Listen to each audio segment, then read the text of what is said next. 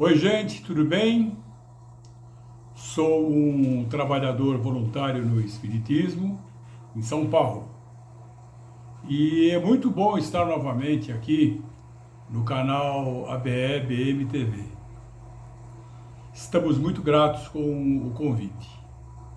Estivemos aqui em junho, por ocasião da lembrança do aniversário do comandante Edgar Armon. O tema desta vez é o Setembro Verde, doação de órgãos, transplantes e o Espiritismo. Antes, porém, vamos à nossa leitura inicial. Vamos ler agora aqui um texto do Evangelho segundo o Espiritismo, capítulo 15, item 2. Então, levantando-se, disse-lhe um doutor da lei para o tentar: Mestre, que é preciso fazer para possuir a vida eterna? Respondeu-lhe Jesus: Que é que está escrito na lei? Que lês nela? Ele respondeu: Amarás o Senhor teu Deus de todo o coração, de toda a tua alma, com todas as tuas forças e de todo o teu espírito, e a teu próximo como a ti mesmo. Disse-lhe Jesus: Respondeste muito bem. Faze isso e viverás. Mas o homem, querendo parecer um justo, pergunta: Quem é o meu próximo?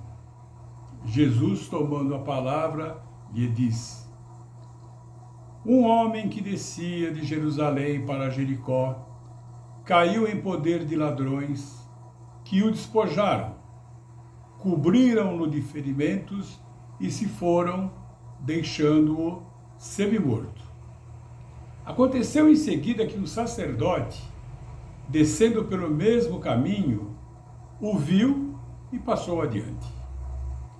Um levita, que também veio àquele lugar, tendo-o observado, passou igualmente adiante. Mas um samaritano que viajava, chegando ao lugar onde jazia aquele homem, e tendo-o visto, foi tocado de compaixão. Aproximou-se dele, deitou-lhe óleo e vinho nas feridas, depois, pondo-o em seu cavalo, levou-o a uma hospedaria e cuidou dele. No dia seguinte, tirou 2 denários, o dinheiro da época, e os deu ao hospedeiro, dizendo: Trate muito bem deste homem, e tudo o que despenderes a mais, eu te pagarei quando regressar. Qual destes 3 te parece ter sido o próximo daquele que caíra em poder dos ladrões? O doutor respondeu: Aquele que usou de misericórdia para com ele. Então vai, disse Jesus, e faze o mesmo.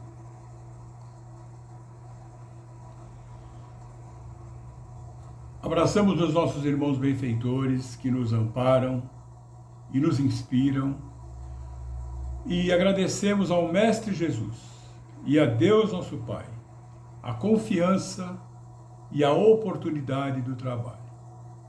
Que assim seja. Bom, minha gente, setembro é o mês consagrado a muitas campanhas. Destacamos Setembro Amarelo. O dia 10 de setembro é oficialmente o Dia Mundial da Prevenção ao Suicídio. Mas a prevenção ocorre durante todo o ano. O suicídio é uma grande catástrofe que atinge o mundo. Em 2023, o lema é: se precisar, peça ajuda. E diversas ações já estão sendo desenvolvidas. Temos também em setembro o Setembro Lilás.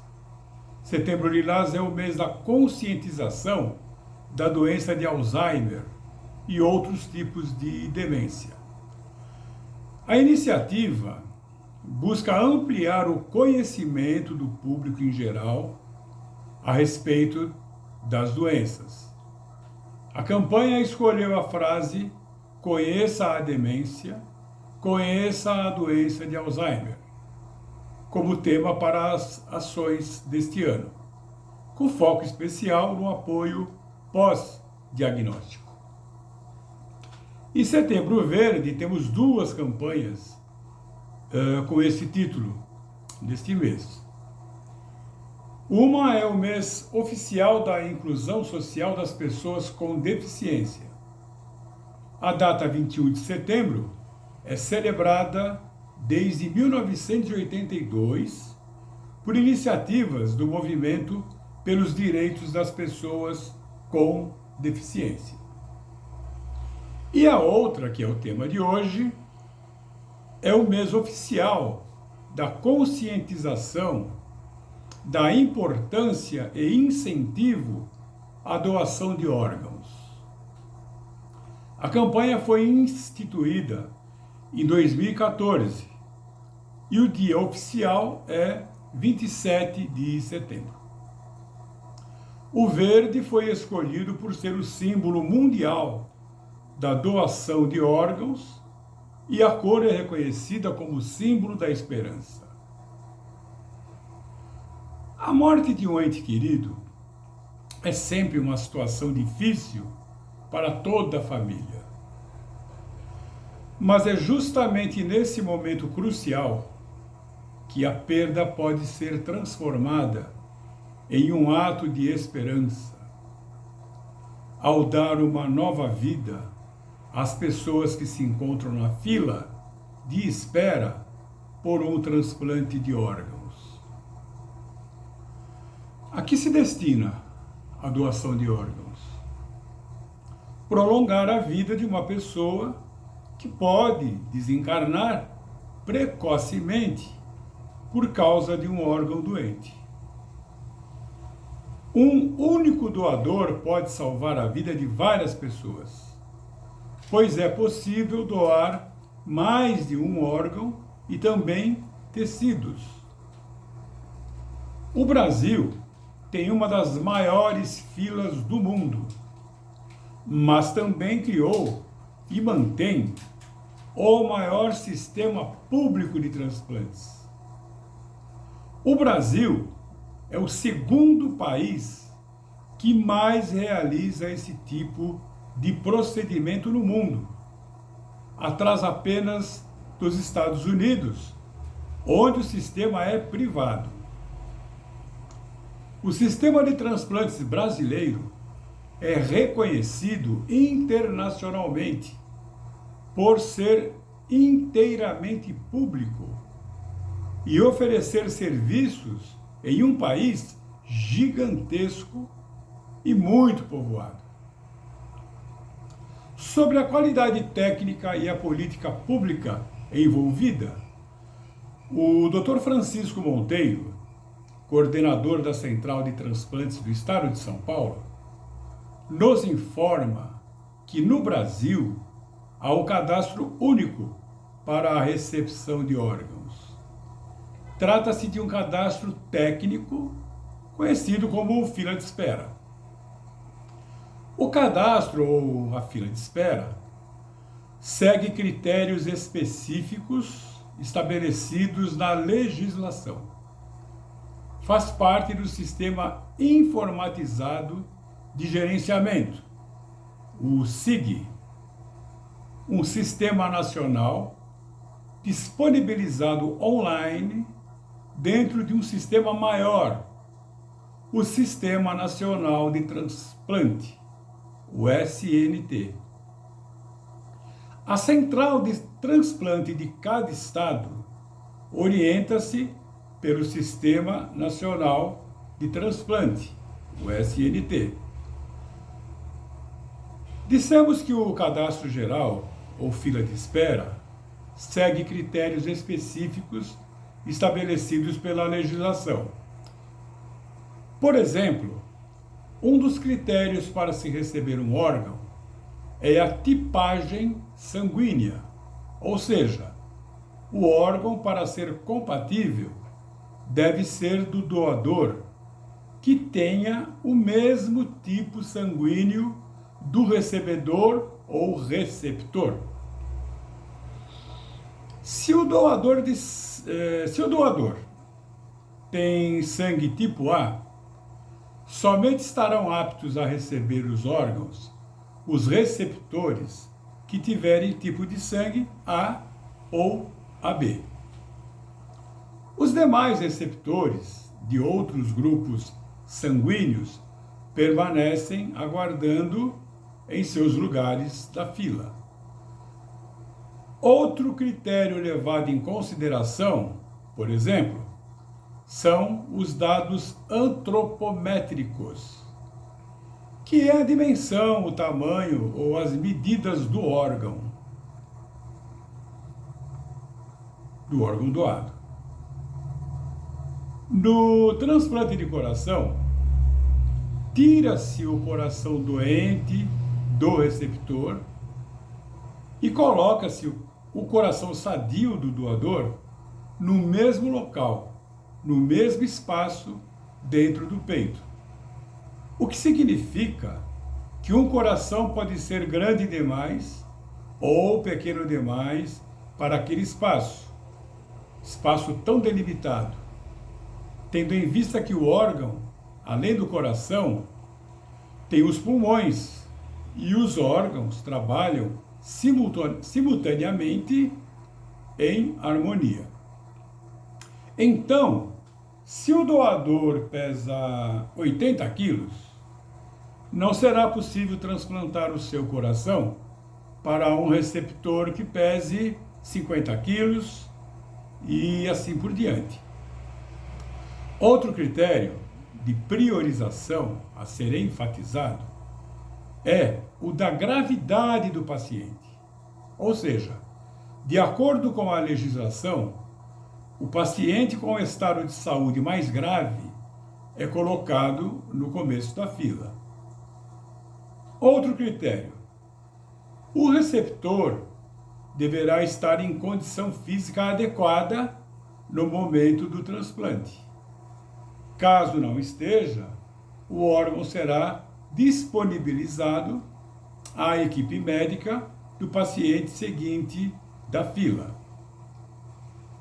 São muitos os critérios levados em consideração que, cruzados, estabelecem quem deve receber determinado órgão e compõem, então, o cadastro do receptor e definem a sua posição na fila de transplante. Há quem desconfie do rigor do gerenciamento nacional das centrais de transplantes do país. Mas o Dr. Francisco Monteiro, coordenador da Central de Transplantes do Estado de São Paulo, garante: não é possível passar um paciente na frente de outros na fila dos transplantes, uma vez que o Sistema Nacional de Transplantes, o SNT, responsável pela regulamentação, controle e monitoramento do processo de doação e transplantes realizados no país, é rigorosíssimo. Pois bem, para ser um doador, é fundamental que se comunique a decisão à família, que é quem vai consentir a autorização para a equipe médica realizar o procedimento quando do falecimento do doador. No caso do transplante em vida, é permitido a qualquer pessoa saudável e com o seu consentimento realizar a doação de órgãos a seu cônjuge, parentes consanguíneos até o 4º grau, ou a outras pessoas, mas aí mediante a autorização judicial. A doação de órgãos é um ato de caridade. Por exemplo, o transplante de rim melhora a qualidade de vida do paciente que deixará de fazer a hemodiálise, que deve ser feita 3 vezes por semana durante 4 horas. Judia muito do paciente. Então, os transplantes prolongam e melhoram a qualidade de vida dos pacientes. Atualmente, com a evolução da ciência médica regenerativa, há a possibilidade de utilizar-se de doador vivo um dos rins, parte do fígado, parte da medula e parte dos pulmões. E não nos esqueçamos da doação de sangue. De pessoa falecida ou com diagnóstico de morte cerebral, os órgãos rins, coração, pulmão, pâncreas, fígado e intestino. E os tecidos, córneas, válvulas, ossos, músculos, tendões, pele, veias e artérias. Mas o que é a morte cerebral? A morte cerebral, ou morte encefálica, é o quadro em que o cérebro deixa de funcionar e interrompe qualquer atividade. Sejam pensamentos, atividades conscientes, fluxos de consciência ou mesmo atividades básicas que são relativas ao funcionamento do corpo, como a manutenção da respiração e os processos de funcionamento do sistema. Em resumo, na morte cerebral, todo e qualquer tipo de função cerebral deixa de existir. No entanto, é possível manter o funcionamento mecânico do corpo, como a respiração e os batimentos cardíacos, de modo artificial, por meio de equipamentos próprios, sem a necessidade da intervenção cerebral. É importante ressaltar que, ainda que seja possível manter o coração e o pulmão funcionando por meios artificiais, os outros órgãos vão deixando de funcionar aos poucos. É nesse período que é possível retirar os órgãos saudáveis para a doação às pessoas que estão na fila de transplantes. Hoje, há uma tecnologia muito avançada para a identificação da morte cerebral.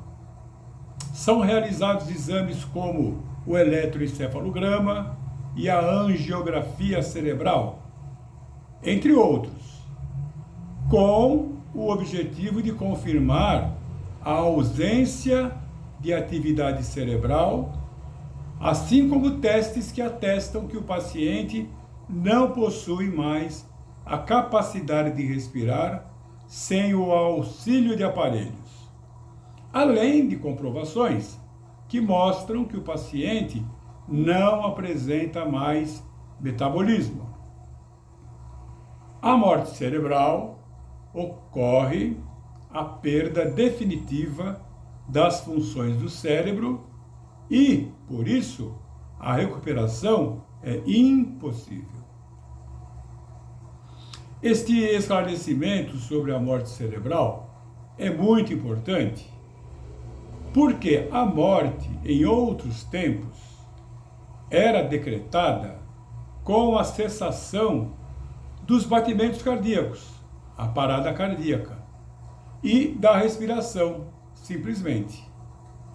Mas, com o desenvolvimento da reanimação cardiopulmonar, a reanimação cardiorrespiratória e a desfibrilação imediata, tornaram essa decretação ou esse decreto inadequado, porque a respiração e os batimentos cardíacos podem ser reiniciados com uma combinação de dispositivos de suporte à vida, como os transplantes de órgãos e os marca-passos artificiais. O estado de coma.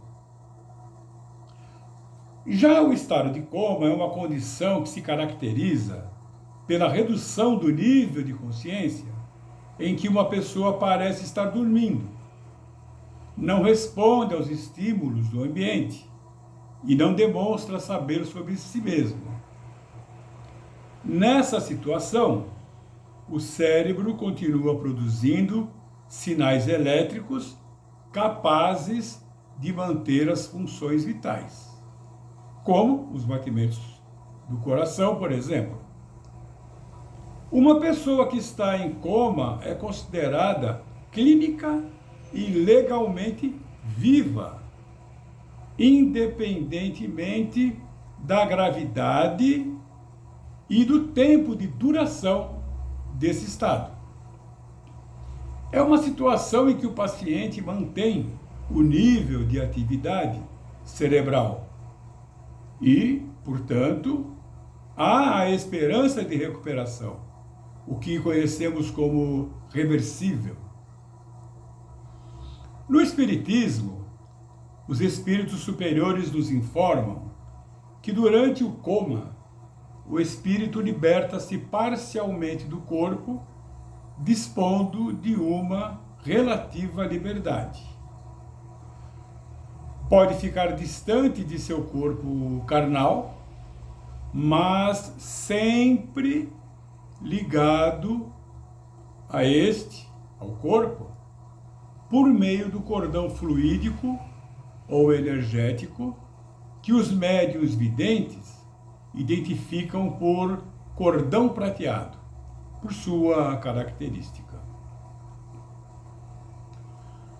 A eutanásia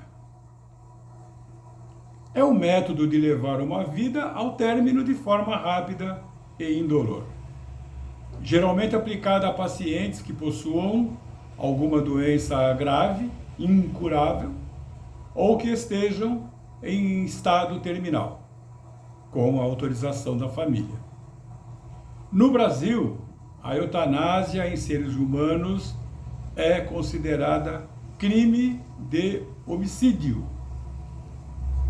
Na visão espírita, conforme o Evangelho, segundo o Espiritismo, não temos o direito de pré-julgar os desígnios de Deus.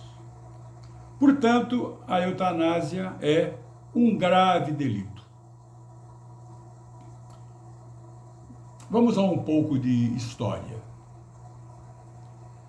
O primeiro transplante bem-sucedido de órgãos aconteceu em 1954, em Boston, nos Estados Unidos, quando o Dr. Joseph Murray realizou um transplante de rins entre dois gêmeos idênticos.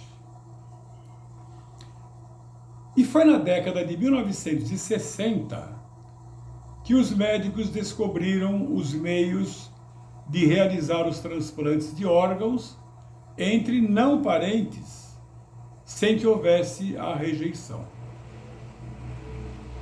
O primeiro transplante de coração no mundo foi realizado há 56 anos, em 3 de dezembro de 1967, na África do Sul, pela equipe do Dr. Christian Barnard. O primeiro transplante de coração na América Latina foi realizado há 55 anos no Brasil pela equipe do Dr. Euríclides de Jesus Zerbini. E foi a partir da década de 1980 que os medicamentos imunossupressores tiveram uma grande evolução e possibilitaram que a prática de transplantes de órgãos e tecidos se tornasse rotineira. Mas ainda falta uma barreira a transpor. A falta de informação, o preconceito, os dogmas, as convicções, crenças, doutrinas. Algumas pessoas veem a doação de órgãos como a forma suprema de mutilar o corpo humano. Uma das maiores preocupações entre alguns cristãos é o conceito de que todo o corpo precisa estar preservado de alguma forma para a ressurreição. Então, relutam em doar órgãos porque acreditam que a ressurreição requer um corpo, entre aspas, completo. Entretanto, na Bíblia, em Gênesis, capítulo 3, versículo 19, Deus diz que um dia nossos corpos terrenos retornarão ao solo, porque tu és pó e ao pó retornarás. Em Paulo de Tarso, em sua primeira epístola aos Coríntios, capítulo 15, leremos estes 6 versículos. Então é a primeira epístola aos Coríntios, capítulo 15. Nós vamos ler aqui somente 6 versículos. O versículo 44.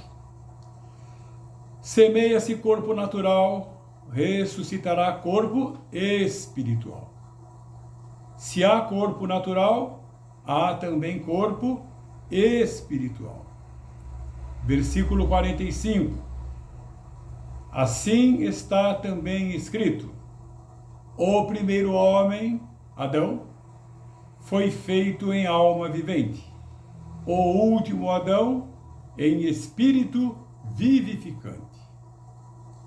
Versículo 47. O primeiro homem da terra é terreno, o segundo homem é do céu. Versículo 48. Qual o terreno, tais são também os terrestres. E qual o celestial, tais também os celestiais. Versículo 49.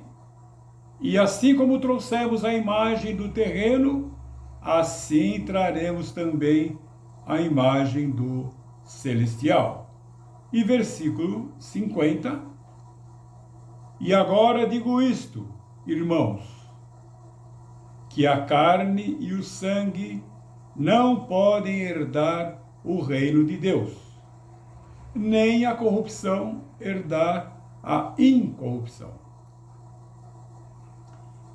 Não devemos temer ou rejeitar a doação de órgãos apenas na tentativa de manter o corpo físico intacto para a ressurreição. A visão espírita. Nos livros básicos da codificação espírita, não há referência ao assunto, porque na década de 1850 ainda não existia o procedimento de transplantes de órgãos no planeta. Não existia nem a anestesia como hoje a utilizamos. Mas Kardec afirmou que o Espiritismo caminharia lado a lado com a ciência, para que ambos se confirmassem e se completassem. Em O Livro dos Espíritos, de 1857, temos questão 155. Como se opera a separação do espírito e do corpo? Resposta: rompidos os laços que o retinham, ele se desprende. 155A. A separação se dá instantaneamente, por brusca transição? Haverá alguma linha de demarcação nitidamente traçada entre a vida e a morte? Não. O espírito se desprende gradualmente, não se escapa como um pássaro cativo a que se restitua subitamente a liberdade. Aqueles dois estados se tocam e confundem, de sorte que o espírito se solta pouco a pouco dos laços que o prendiam. Esses laços se desatam, não se quebram. 156. A separação definitiva do espírito e do corpo pode ocorrer antes da cessação completa da vida orgânica? Resposta: na agonia, o espírito algumas vezes já deixou o corpo. Nada mais há que a vida orgânica. O homem já não tem consciência de si mesmo. Entretanto, ainda lhe resta um sopro de vida orgânica. O corpo é a máquina que o coração põe em movimento. Existe enquanto o coração faz circular nas veias o sangue, para o que não necessita do espírito. 157. No momento da morte, o espírito sente, alguma vez, qualquer aspiração ou êxtase que lhe faça entrever o mundo onde vai entrar? Resposta: muitas vezes, o espírito sente que se desfazem os laços que o prendem ao corpo. Emprega, então, todos os esforços para desfazê-los inteiramente. Já em parte desprendido da matéria, vê o futuro desdobrar-se diante de si e goza, por antecipação, o estado de espírito. Sois deuses, disse-nos Jesus. A força do nosso pensamento é por nós desconhecida em toda a sua potência. O nosso pensamento tem o poder de plasmar o que desejamos ou determinamos. É o pensamento que determina o nosso comportamento, de forma que somos o que pensamos. Se somos espíritos encarnados materialistas ao extremo, gananciosos, avarentos, ciumentos, possessivos e apegados a tudo e a todos, estamos determinado, ou melhor, está então aí determinado o teor vibracional dos nossos corpos físicos.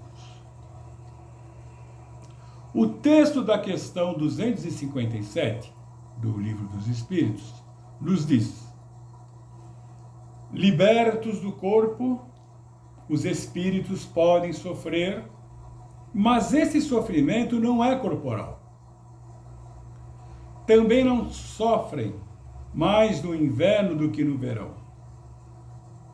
Temo-los visto atravessarem chamas sem experimentarem qualquer dor. Nenhuma impressão lhes causa, consequentemente, a temperatura. A dor que sentem não é, pois, uma dor física propriamente dita. É um vago sentimento íntimo que o próprio espírito nem sempre compreende bem, precisamente porque a dor não se acha localizada e porque não a produzem agentes exteriores ou agentes externos. É mais uma reminiscência do que uma realidade. Uma vez morto, o corpo nada mais sente, por já não haver nele espírito nem perispírito. O espírito, desprendido do corpo, experimenta a sensação, porque, como já não lhe chega por um conduto limitado, ela se lhe torna geral. Outras literaturas da atualidade nos respondem. Pergunta: temos muitas dúvidas com relação aos sentimentos após a morte do corpo físico. O que acontece com o nosso perispírito? Resposta: permanece inalterado. O perispírito não sofre lesões com a doação de órgãos, assim como não sofre com as cirurgias no plano físico. A má utilização do nosso organismo, com os vícios, com os quais geralmente convivemos por muitos anos, é que efetivamente lesiona nosso perispírito para as futuras reencarnações. As autópsias, por exemplo, realizadas para determinar se a morte da pessoa foi natural ou não natural, para estabelecer as causas da morte, para estimar o tempo decorrido da morte, para estabelecer a identidade do falecido, etc. São feitas diariamente e o tempo todo, e não provocam grandes alaridos. O mesmo se dá com a cremação de corpos. O que se crema é puramente matéria, porque o espírito, com o seu perispírito, nada sofre. A doação de órgãos é um ato nobre que pode salvar vidas. Para muitas pessoas, é a única esperança de vida ou a oportunidade de recomeço. Divaldo Pereira Franco nos diz: não pode haver maior dádiva do que oferecer algo que não nos é mais útil e que vai salvar uma vida. Se a misericórdia divina nos confere uma organização física sadia, é justo e válido, depois de nos havermos utilizado desse patrimônio, oferecê-lo graças às conquistas valiosas da ciência e da tecnologia, aos que vieram em carência a fim de continuarem a jornada. Não há também reflexos traumatizantes ou inibidores no corpo espiritual, em contrapartida à mutilação do corpo físico. O doador de córneas não retornará cego ao além. Se assim fosse, que seria daqueles que têm o corpo consumido pelo fogo ou desintegrado numa explosão?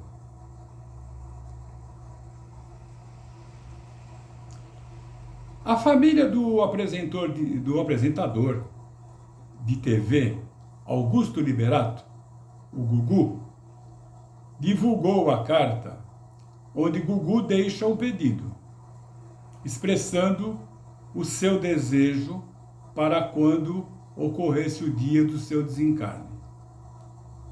A carta diz o seguinte: compartilhe o meu corpo com aqueles que necessitam de uma nova oportunidade para viver. Deus, em sua infinita bondade, nos dá a oportunidade da vida. Vivi a minha jornada na Terra seguindo os ensinamentos que recebi de meus pais, Augusto e Maria do Céu. Com eles aprendi a importância de olhar para o próximo com amor e fraternidade. Agora eu sigo adiante por um caminho que me levará mais próximo ao Pai. E neste momento quero praticar os ensinamentos do Mestre Jesus. Assim como ele compartilhou o pão com os seus, eu compartilho o meu corpo com aqueles que necessitam de uma nova oportunidade para viver. Aos meus familiares, agradeço pela realização da minha vontade. Tenho a certeza de que estarei batendo em muitos outros corações e compartilhando minha vida com outros irmãos. Que eu seja um instrumento de amor, oportunidade e de luz. Gugu. Esse texto está no site dicasverdes.com/do Acal de Órgãos na Visão Espírita, que não tem acento, né? dicasverdes.com Doação de órgãos na Visão Espírita. Temos uma boa notícia. De janeiro a junho de 2023, o Brasil registrou mais de 1.900 doadores efetivos de órgãos. Este é o recorde de doações quando comparado aos números do mesmo período nos últimos 10 anos e possibilitou a realização de mais de 4.300 transplantes. Segundo dados do Sistema Nacional de Transplantes, o SNT, representa um aumento de 16% no número absoluto de transplantes de órgãos quando comparado com o mesmo período de 2022. O Brasil também registrou mais de 6.700 potenciais doadores nos primeiros 6 meses deste ano. Uma coisa interessante ocorreu em 2013.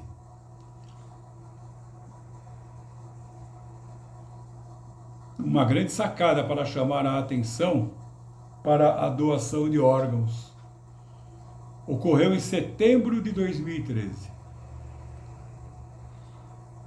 Tudo a ver com a grande máxima do Espiritismo: fora da caridade não há salvação.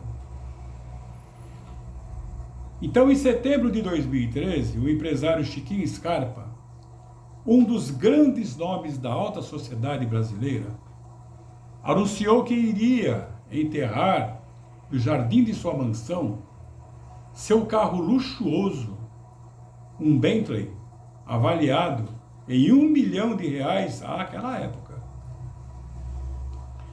Ele publicou fotos onde aparece com uma pá cavando uma enorme cova onde o carro seria enterrado, e depois outra foto utilizando uma escavadeira. Colocou o carro dentro da cova e o enterro teve todos os elementos de uma despedida: coroa de flores e o dono do carrão chorando e enxugando as lágrimas com um lenço. Mas o que se viu mesmo foi uma ação para chamar a atenção para a doação de órgãos. Chiquinho declarou: fui julgado por querer enterrar uma Bentley, mas a verdade é que a grande maioria das pessoas enterra coisas muito mais valiosas que o meu carro. Elas enterram corações, rins, fígados, pulmões, olhos. Isso sim é que é um absurdo. Com tanta gente esperando por um transplante, a pessoa ser enterrada com os seus órgãos saudáveis, que poderiam salvar a vida de várias pessoas, isso é o maior desperdício do mundo. O meu Bentley não vale nada perto disso. Nenhuma riqueza, por maior que seja, é mais valiosa que um único órgão, porque nada é mais valioso do que uma vida. Agora, gente, eu vou aqui colocar Lançada pelo Grupo Bandeirantes de Comunicação do... Só um momento aqui, vou colocar no começo. Eu vou tomar aqui, vou me permitir, vou tomar a liberdade de colocar aqui um trecho de uma reportagem da Band News de São Paulo, com a jornalista Sheila Magalhães, e eu não vou dar spoiler não, vou colocar aqui agora esse áudio e gostaria que vocês prestassem bastante atenção. Lançada pelo Grupo Bandeirantes de Comunicação, Doe Órgãos, Doe Vida. Ontem, o programa Melhor da Noite levou ao ar, coisa linda demais, muito tocante, o depoimento de uma menina de 11 anos, a Lavínia, que recebeu um coração novo há 3 meses, Lavínia Cruvinel. Ficou mais de 90 dias na UTI, esperou cerca de 40 dias pela doação. A mãe dela, Michele Cruvinel, estava junto ali, deu entrevista ao Melhor da Noite, disse que que assim que a filha foi internada, teve a ideia de realizar uma campanha na esperança de que o coração dela chegasse mais rápido. Vamos ouvir. Quando a Lavínia internou, 30 de março desse ano, na UTI, a gente teve a ideia de fazer uma campanha para conscientizar as pessoas sobre a doação de órgãos, com a intenção do coração da Lavínia chegar mais rápido. E quando a gente soube que o Faustão estava na fila também, à espera de um transplante, a gente decidiu fazer esse vídeo pedindo o apoio dele para a campanha, para ele dar mais visibilidade à conscientização das pessoas.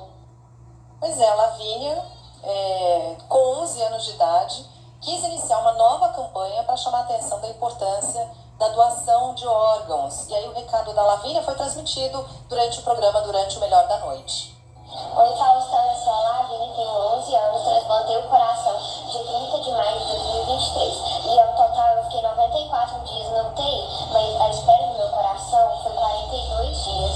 E eu imagino que foi tão rápido porque eu fiz uma campanha linda sobre a doação de órgãos. E hoje eu continuo falando essa campanha porque eu quero que todas as pessoas que estão na fila tenham a mesma chance que eu tive. E convido a vir com a gente nessa campanha para a fila da doação de órgãos diminuir. Doe órgãos, salve vida. Coisa mais linda, linda, linda. A Lavínia também contou como o transplante mudou a vida dela. Hoje eu vivo muito bem, eu consigo correr, pular. E antes do transplante, eu não estava conseguindo nem andar da minha cama até o banheiro, porque eu me cansava e tinha que sentar. Depois do transplante mudou muito a minha vida. Hoje eu consigo fazer tudo sem me cansar. Antes eu suava, estava super frio dentro do quarto, eu suava muito. Agora eu não suo nem um pouco mais. Foi muito bom, graças a uma família que disse a doação de órgãos. Fofura, mineirinha, né? O Brasil tem o maior sistema público de transplante de órgãos de todo mundo, é o segundo país que mais faz transplantes, fica atrás apenas dos Estados Unidos. Uma estrutura que é gerenciada pelo Ministério da Saúde, que garante que 90% das cirurgias sejam feitas por meio do Sistema Único de Saúde, o SUS. Para mais informações sobre transplante, sobre doação de órgãos, você pode ligar no 136 ou também encontrar muita informação no site saude.gov.br e tudo da nossa campanha, da campanha do Grupo Bandeirantes de Comunicação, no portal band.com.br. Lançada pelo Grupo Bandeirantes de Comunicação. Muito bem. O áudio por si só, né, explicativo, sensacional, muito bom. Gente, vamos agora encerrar então a nossa palestra de hoje. Pai nosso, Criador nosso, fonte eterna de amor e de luz. É a Ti que agradecemos pela graça da vida. Que sejamos bondosos, que sejamos caridosos, que possamos amar os nossos irmãos, como Jesus nos orientou. Amar a Deus sobre todas as coisas e ao próximo como a Ti mesmo. Que assim seja. Gente, muito obrigado pela atenção. Se gostaram, deem um clique aí no YouTube e inscrevam-se no canal ABE-BM TV. Até breve.